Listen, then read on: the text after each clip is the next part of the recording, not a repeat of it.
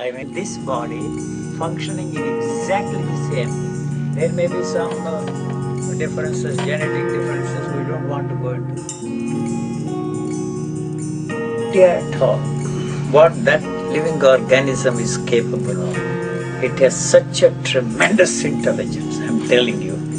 And if there is anybody who is unique, huh? So the thought is really the enemy. The thought can only create problems, it cannot solve the problems at all. That's all that I'm trying to say. There was one sentence you said, man was bored.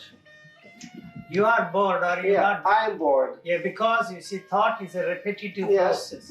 It repeats over and over and over again. So it is wearing you out. Doing every day the same thing, I get bored and I want to invent things. You invent all kinds of things. Now, there isn't any animal that gets bored. No, not at all. Why does man get bored? Because man feels that there is something more interesting, more meaningful, more purposeful to do than what he's actually doing. Anything you want more than the basic needs creates this boredom for the human beings. Anything you want more than that. Is that all? That's all that is there.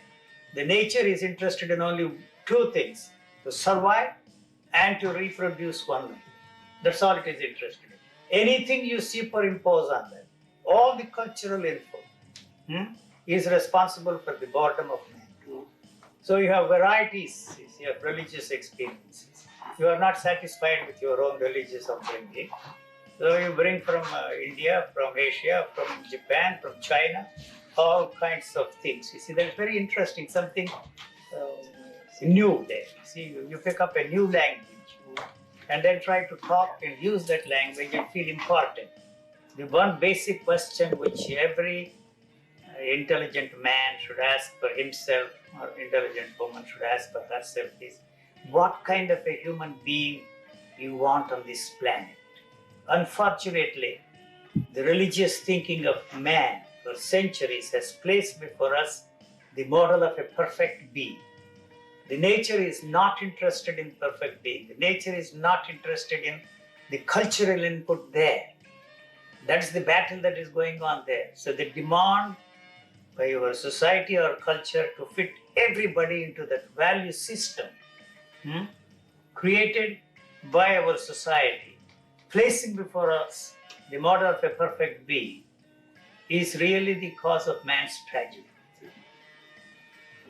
So it's not a question of destroying the value system or revolting against the value system, but the impossibility of fitting yourself into that framework created by your culture is really the problem.